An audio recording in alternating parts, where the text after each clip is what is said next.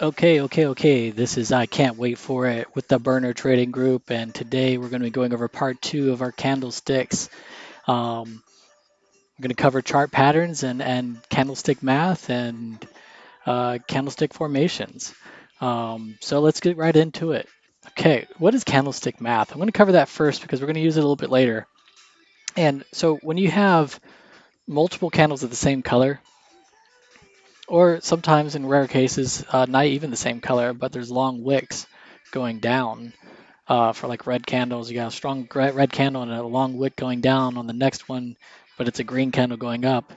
You can still take that math of the path of that candle and add it together to get one longer candle. So if you imagine this is a daily chart, okay? These are daily. Every candlestick is formed each day. And so here, this is 2 days worth of candles, right? And this is a really long movement here. And so it took 3 days to create this movement here. It started here at 263.06 and it ended here at 247.04. Took 3 days to form. So the next day at 246.51, slightly deeper than this one, uh, it started. And then on the second day, it ended at the same price that this one began, which was the 263.06, I believe. And so it took 2 days for this pair of candles to form and 3 days for these three to form. So this one started a little bit lower and ended pretty much at the same height, maybe even I would say slightly higher, barely, maybe by a penny or so. But either way, even if it stopped dead set right at the same price, this would be a pretty bullish engulfing candle set. And so if I took those 2 days and I merged them together, I would have a long green candle forming these 2 days. And so that's what candlestick math is just taking two candles and putting them together and what's the ending result and how does that look compared to the other candles before it.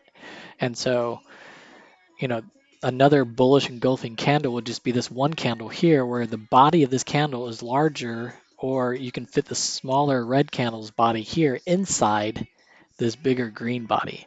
And if you can do that, then this is a bullish engulfing candle. All that means is that the next candle that's going to come out is going to be pretty bullish, and it is. You see there's no wicks at the top, and it just runs straight up, and it's larger than this candle too. So I mean it's very bullish as far in the way it looks. And so that's a good way to kind of gauge the trend is like when you see a body that can fit inside the next candle's body, then whatever color that candle is, that's going to be either bearish or bullish. So in this case it's green, so it's a bullish candle, and so the next candle should be green as well, and so that the trend should be going up. um, so let's scan over here and let's look at some of these other ones over here. This morning star right here, you can identify a morning star or an evening star. Evening star is one at the top of the trend, opposite of this one basically. But you can identify them based on where the body stops on the candle before it. So the red candle in this case comes down and stops here and it gaps down to here. And then this candle gaps up and starts here. And so when you have that situation happen at the end of a trend, that's called a morning star. It means that this is going to be a very strong trend going up. And same thing with the evening star, it would be the exact opposite. It would just be a very strong trend going down. And the doji, there's the doji right there. That's your strongest indecision candle you can have. Um, so bullish three-line strike. It's when you have three indecision candles, and I know I'm stretching on this one. It's not an indecision candle, but it's not really any bigger than these either. Barely a bullish candle. So if you have three small candles like this, typically indecisions, and normally in like a line going up in an angle like this, and then you have a candle that starts above it that's red. It gaps up and comes down and ends. So I'm going to use candlestick math on this.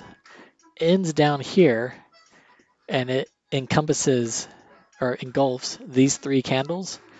that is called a bullish three-line strike, and so you would think of this means it's going down, with this big red note. So three indecisions going up, followed by a red candle that starts at above it and then retraces the whole distance of those candles basically, and stops below them, means that it actually is going to be going up.